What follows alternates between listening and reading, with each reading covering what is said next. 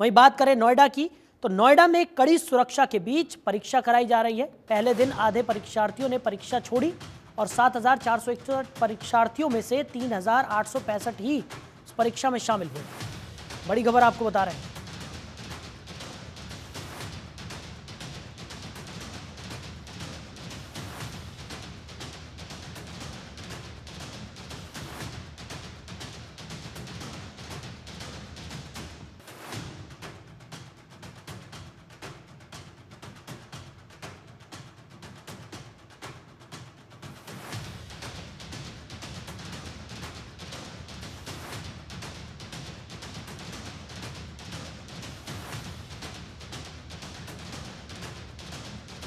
नोएडा में कड़ी सुरक्षा के बीच ये परीक्षा हो रही है।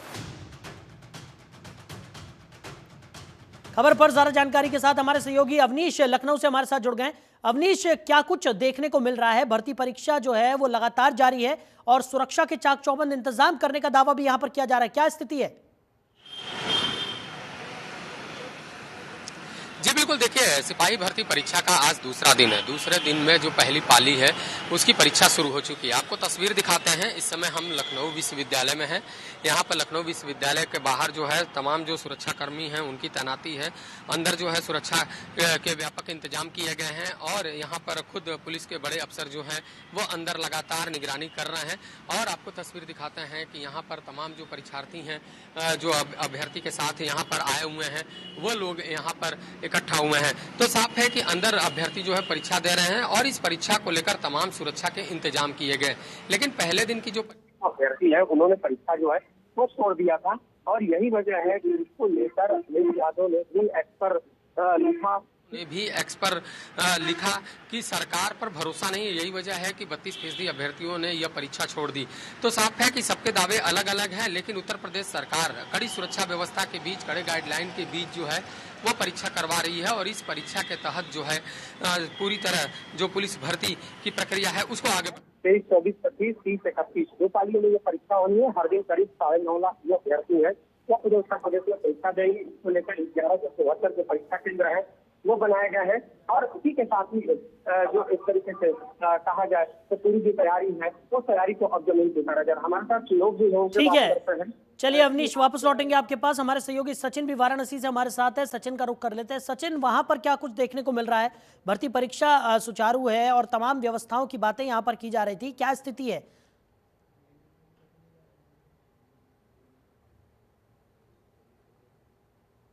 अधिकारी है एसीपी और सीओ लेवल पे चाहे यहाँ पर डीएम भी लगातार जो दौरे करते हुए नजर आ रहे थे और यहाँ पर पूरी परीक्षा एकदम माफी चाहता हूँ शांतिपूर्ण ढंग से वो परीक्षा हो रही है और कहीं ना कहीं जो अभ्यर्थी है वो अंदर गए और यहाँ पर अपना जो आधार कार्ड और जो सत्यापित जो चीजें हैं वो लेकर के अंदर गए। तो कह सकते हैं कि 80 केंद्र बनाए गए हैं और यहाँ पर प्रत्याशी अभ्यर्थी जो है वो पहुंच रहे जी।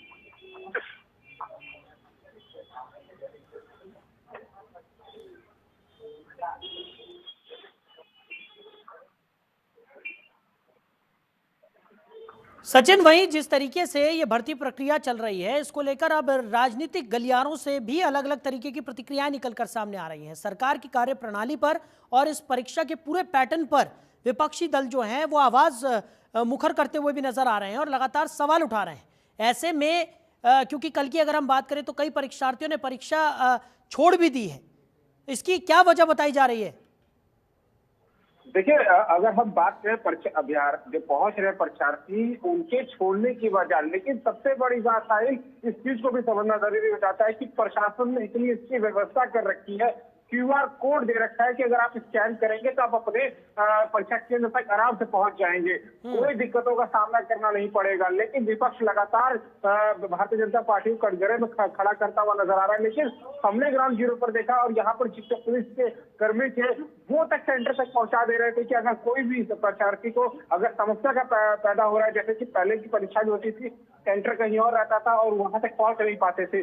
लेकिन सबसे बड़ी बात, प्रशासन ने पूरी की पूरी मुस्तैदी के साथ तैयारी कर रखी थी और कई जगह पे स्कैनर कोड लगा रखे थे कि आप स्कैन करेंगे और आपको लोकेशन और डायरेक्शन बता देगा, वहां केंद्र तक पहुंच जाएंगे। और उसके बाद आप दूर से भी अगर आ रहे हैं तो बस में जो सुविधा है वो भी दी गई थी। वहां पर एडमिट कार्ड दिखाइए और फ्री में अपनी सेवा जो हो सकता है और यहाँ पर केंद्र तक पहुंच जाएंगे। क्या हम रेलवे में बात करें, रेलवे में भी तमाम ऐसी तो आप एडमिट कार्ड दिखाइए, टीटीआर दिखेगा भी नहीं, लेकिन आप जहां से आए वहां तक पहुंच जाएंगे। तो इन सारी सुविधाओं के बीच में भी लेकिन अगर परीक्षार्थी छोड़ रहे हैं तो कहीं ना कहीं कुछ रीजन हो सकता है उनका अपना। लेकिन अगर हम बात करें कि राजनीतिक गलियारों में तो लगातार चाहे सपा के जो मंत्री थे उन्होंने भी एक्ट पर जो पोस्ट की थी उसके ऊपर FIR भी हुआ लखनऊ में।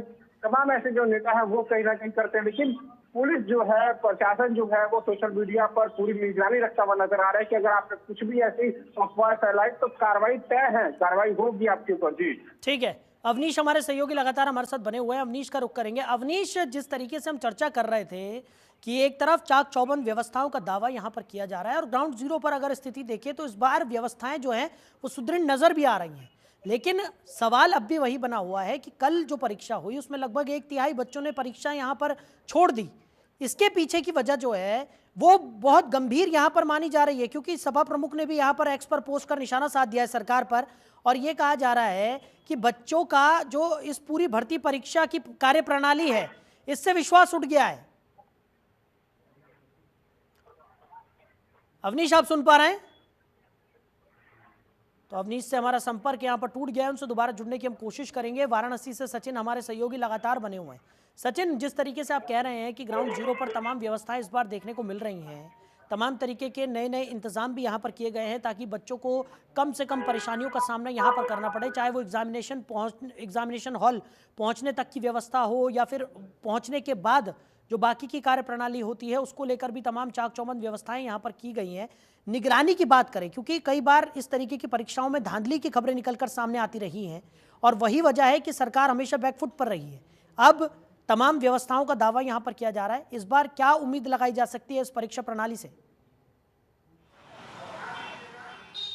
जो परीक्षा हुई थी वो रद्द होने के बाद इस बार हुई, तो धांधली की अगर हम बात करें तो सरकार चाहे यहाँ के प्रशासन, क्योंकि डीजीपी का सख्त निर्देश है कि अगर कुछ भी ऐसा आपने फैलाया तो कार्रवाई तय होगी, जैसा कि मैंने पहले बोला।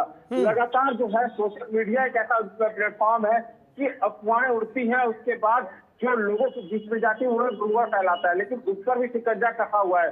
कंट्रोल रूम जो है वहां पर पूरी की पूरी निगरानी रखी जा रही है। अगर आपने पुलिस परीक्षा के बारे में कुछ भी बारे में किया तो कार्रवाई तय है और आपको हवाला से बंद होना ही है, FIR भी तय है। तो सारी की सारी चीजें तो पुलिस प्रशासन भी सख्त है और सेना की सरकार भी, क्योंकि लगातार चाहे आप अगर अंदर एंट्री कर रहे हैं, चाहे महिला हो, उनका जूड़ा जो होता है उसको भी चेक करने के बाद ही अंदर डिटेक्टर से आपको अंदर चेक करने के बाद ही भेजा जाएगा और उसके बाद आपको आधार कार्ड और अपना एडमिट कार्ड दिखाएंगे तभी अंदर जाएंगे। इलेक्ट्रॉनिक जो गैजेट है उस पर भी पाबंदी कर दी गई है कि आप अंदर कुछ नहीं ले जा सकते। और सबसे बड़ी बात कि परीक्षा केंद्रों से 500 मीटर की दूरी पर फोटो स्टेट और जितने भी कंप्यूटर सेंटर्स है